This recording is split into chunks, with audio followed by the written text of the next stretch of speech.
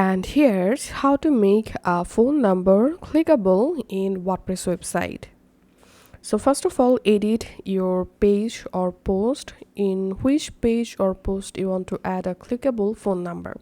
So here's I'm editing my contact us page, and now let's add here my phone number. So here, as you can see, I've added a phone number here. Now to make this phone number clickable, all you have to need, select the phone number text and click on link. And here you have to type TEL : and select this tag. And then type your number again. And if you want to open the number in a new tab, you can check this option and then click on save. And let's save this. And now let's view this page.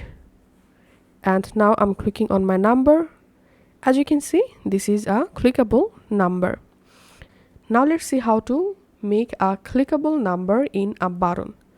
So first of all, let's click on this add block icon and type here button, add buttons block, and here in this text box I'm going to add my number just like so.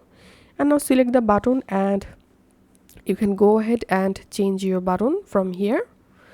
Now to make this button number clickable, select the button, click on this link icon again, and here type TEL : and paste your number, click on enter, click on save, and let's reload our page. And now clicking on this number button, and here you can see this is a clickable number.